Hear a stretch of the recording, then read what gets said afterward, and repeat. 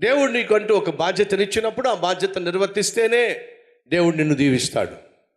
మర్చిపోకండి, దావీదు బాధ్యత యెరూషలేములో ఉండడం కాదు, యుద్ధ భూమిలో ఉండడం. దేవుడు దావీదుకి ఇచ్చిన పని దేశాన్ని సంరక్షించుకోవడం, అంతేగాని తన శరీరాన్ని సుఖపెట్టుకోవడం కాదు. దేవుడిచ్చిన బాధ్యతను పక్కన పెట్టేశాడు. ఉండవలసిన స్థలంలో ఉండకుండా ఉండకూడని స్థలంలో ఉన్నాడు. ఉండవలసిన స్థలం ఏంటి చెప్పండి? యుద్ధ భూమి. ఎక్కడున్నాడో చెప్పండి? యెరూషలేములో. అది ఉండాల్సిన స్థలమా? కానే కాదు. డాక్టర్ దగ్గరికి వెళ్తే మీకు ఏదైనా రోగం ఉందని చెబితే డాక్టర్ గారు ఏమంటారో తెలుసా? పక్కన కూర్చోమంటారు. పక్కన కూర్చోమని చెప్పి స్టెథోస్కోప్ చెవిలో పెట్టుకొని ఏం చేస్తారు? మీ గుండె మీద పెట్టి చూస్తారు. హార్ట్ బీట్ ఎలా ఉంది అని చూస్తారు.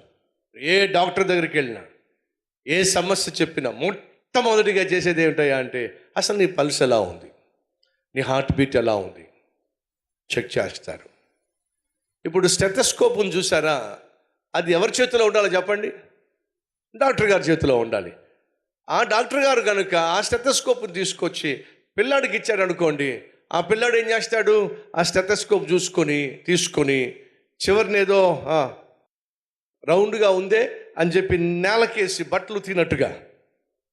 ఇప్పుడు వాడికి ఏమైంది? ఆ స్టెథోస్కోపు ఒక వ్యక్తి యొక్క ఆరోగ్య స్థితి ఎలా ఉందో, అనారోగ్య పరిస్థితి ఎలా ఉందో తెలియచేసే ఆ స్టెథోస్కోపుడు రాంగ్ ప్లేస్లో ఉంది, రాంగ్ వ్యక్తి చేతిలో ఉంది. ప్రాణాలు కాపాడే స్టెథోస్కోప్ కాస్త ఇప్పుడు పిల్లాడి చేతిలో పడేసరికి ఆ పిల్లాడు దాన్ని ఏం చేస్తున్నాడు? ఒక ఆట వస్తువుగా మార్చేశాడో. సహోదరులో, నువ్వు నేను దేవుని చేతిలో ఉన్నట్లయితే ఉపయోగపడతాం, ఆశీర్వాదంగా ఉంటాం. సైతాన్ చేతిలో పడినట్లయితే ఆట వస్తువుగా మారిపోతాం. ఈరోజు మనలో అనేక మంది సైతాను చేతిలో ఒక ఆట వస్తువులా తయారయ్యారు. నీ విలువను వాడు తగ్గించేశాడు, నీ ఆత్మీయతను కాల రాసేశాడు, నువ్వేమిటో మర్చిపోయేలాగా చేశాడు.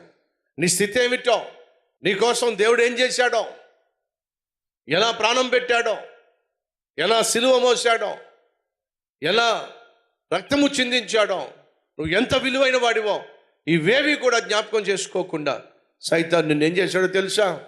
అల్పకాల పాప భోగాలకు బానిసం చేసి పడేశాడు.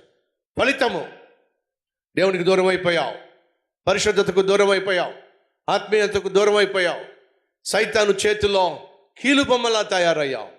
కారణము, బాధ్యతను మర్చిపోయావు. ఉండవలసిన స్థలంలో నువ్వు లేకుండా ఉండకూడని స్థలంలో నువ్వు ఉంటున్నావు. ఎక్కడ నిలబడాలో అక్కడ నిలబడకుండా, ఎక్కడ నిలబడకూడదో అక్కడ నిలబడుతున్నావు. ఎవరితో ఉండాలో వారితో ఉండకుండా, ఎవరితో ఉండకూడదో వారితో ఉంటున్నావు. ఎక్కడికి వెళ్ళకూడదో, ఎక్కడికి వెళ్ళాలో అక్కడికి వెళ్ళకుండా, ఎక్కడికి వెళ్ళకూడదో అక్కడికి వెళుతున్నావు. స్కూల్కి వెళ్ళాల్సిన నువ్వు పార్కులో నీకేం పని? కాలేజీకి వెళ్ళాల్సిన నువ్వు పార్టీల్లో నీకేం పని?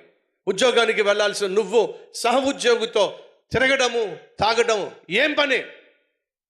ఎప్పుడైతే నువ్వు ఎక్కడ ఉండాలో అక్కడ ఉండకుండా, ఏం చేయాలో అది చేయకుండా, దేవుని యొక్క చిత్తానికి విరుద్ధంగా వ్యవహరించినప్పుడు ఖచ్చితంగా కుప్పకూలిపోతావు. దావీదు వంటి వాడి జీవితంలో ఇది జరిగినప్పుడు నా జీవితంలో ఎందుకు జరగదో? ఇది హెచ్చరిక. దేవుడు నీకు, నాకు, మనకు ఇస్తున్న హెచ్చరిక. నాన్న చెప్పింది ఏమిటి? వెళ్ళి కుందేలు కొనుక్కురా. వాడు చేసింది ఏమిటి? కుందేలు కొనుక్కొస్తానని చెప్పి వెళ్ళి మధ్యలో సరదాలు, మధ్యలో ఆటలు, ఫ్రెండ్స్తో సంతోషపడ్డాం. ఫలితంగా ఏం జరిగింది? నాన్న దగ్గర దెబ్బలు తిన్నాడు, ఆ కుందేలు అమ్మిన వాడి దగ్గర దెబ్బలు తిన్నాడు. అక్కడ అవమానపరచబడ్డాడు, ఇక్కడ అవమానపరచబడ్డాడు. ఎందుకు దెబ్బలు తింటున్నా నాకు అర్థం కావట్లా, ఏం జరుగుతుందో నాకు అర్థం కావట్లా, అంతా అయోమయంగా ఉంది, అంతా అంత ఈరోజు మనలో కొంతమంది అదే అంటున్నారు, నా జీవితంలో ఏం జరుగుతుందో నాకు అర్థం కావట్లా, అంతా అయోమయంగా ఉంది. నా జీవితంలో నిన్న ఒకలా జరుగుతుంది, ఇవాళ ఒకలా జరుగుతుంది. పోయిన వారం ఒకలా ఉంది నా జీవితం, ఈరోజు మరొకలా ఉంది నా జీవితం. ఎందుకు నా జీవితంలో ఇన్ని మార్పులు వస్తున్నాయి? ఎందుకు నా జీవితంలో ఎత్తు పల్లాలు, హెచ్చు తగ్గులు? ఒక వారం బాగుంటుంది, ఒక వారం బాగుండడం లేదు. కారణం ఏమిటి? మధ్యలో సైతాను గాడికి నువ్వు అవకాశం ఇస్తున్నావు. మధ్యలో వాడికి నువ్వు అవకాశం ఇచ్చినప్పుడు వాడు ఏం చేస్తున్నాడు? విలువలు మార్చేస్తున్నాడు. నీ జీవితాన్ని, నీ ఆలోచనలను, నీ ఆత్మీయతను తలక్రిందులు చేస్తున్నాడు. ఫలితంగా ఒక వారం బాగుంటున్నావు, ఒక వారం బాగుంటలేదు. ఈరోజు దేవుడు నీకు అదే చెప్తున్నాడు.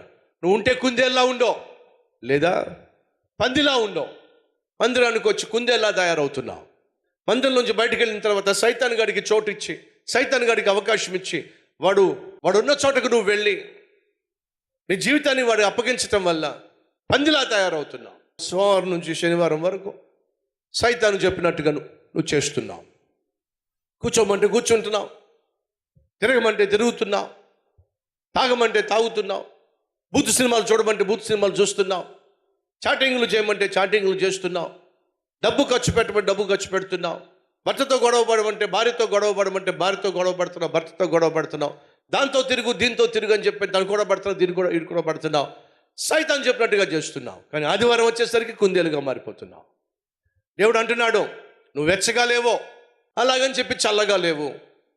సోమవారం నుంచి శనివారం వరకు చల్లగా ఉంటున్నావు. ఆదివారం వచ్చేసరికి ఎక్కడ లేని ఆత్మీయత వచ్చేసి వేడి పుట్టేస్తుంది నీకు. దేవుడు అంటున్నాడు, అటు ఇటు జీవితం జీవించు మాకు. ఉంటే వెచ్చగా ఉండు, లేదా చల్లగా ఉండు. ఏమిటి తైతక్కలాట? సంగమా, దేవుడు మనల్ని విసర్జిస్తే చాలా ప్రమాదం సుమా.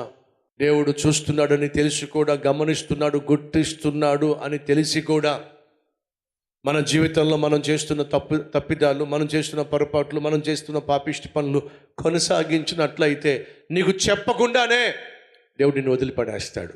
ఈరోజు ఎవరైనా మన మధ్య ఉన్నారా? ఈ సందేశం నా కోసమే అని భావించి, ప్రభా నన్ను కనికరించు, ప్రభా నన్ను జ్ఞాపకం చేసుకో, ఈ ఒక్కసారి నన్ను జ్ఞాపకం చేసుకొని నన్ను బలపరచు నాయనా ప్రార్థన చేసేవారుంటే మీ హస్తాన్ని ప్రభు చూపిస్తారా?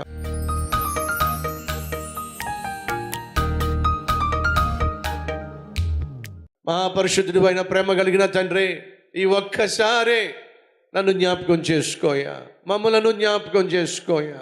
నువ్వు ఆశించినట్టుగా నీ చిత్త ప్రకారం మేము జీవించలేకపోయామయ్యా. మమ్మల్ని ప్రాణంగా ప్రేమించావు, ఈ ప్రాణాన్ని మా కోసం ధారపోసావు. ఎక్కడో పెంట కుప్ప పైన పడి ఉన్న మమ్మలను లేవనెత్తావు. ఈరోజు మేము ఏ స్థితిలో ఉన్నామో అది నువ్వు మాకు అనుగ్రహించిన భిక్ష. నిన్ను ఆధారం చేసుకొని ఈరోజు ఈ స్థితికి వచ్చావు. నిన్నే కాదనుకుంటే, నువ్వే మాకు దూరం అయితే, ఏమైతే కలిగి ఉన్నామో అవన్నీ కోల్పోవడానికి ఒక క్షణం చాలు. నువ్వు కానీ విసర్జిస్తే, నువ్వు కానీ ఉమ్మి వేస్తే, అయ్యా మేము దిక్కుమాలిన వాళ్ళం అయిపోతాం, దౌర్భాగ్యులం అయిపోతాం. నాయనా, ఆ స్థితికి రాకుండా అయ్యా ఒక్కసారి నన్ను జ్ఞాపకం చేసుకోయ్యా, ఒక్కసారి మమ్మల్ని జ్ఞాపకం చేసుకోయ్యా. ఇక నుంచి అయినా బాధ్యతాయుతంగా జీవించడానికి మాకు శక్తినివ్వయ్యా, పరిశుద్ధంగా బ్రతకడానికి మాకు కృపనివ్వయ్యా. సులభముగా చిక్కులు పెట్టే సైతాను తంత్రాలను గుర్తించి బహుభద్రంగా జీవించే కృపనివ్వండి అయ్యా. నువ్వు మమ్మల్ని చూసిన ప్రతిసారి నువ్వు చిరునవ్వు నవ్వే విధంగా మా జీవితాలు ఉండులాగున సహాయం చేయమని, అటు కృప దయచేయమని యేసయ్య పేరట వేడుకుంటున్నాం తండ్రి. ఆమేన్.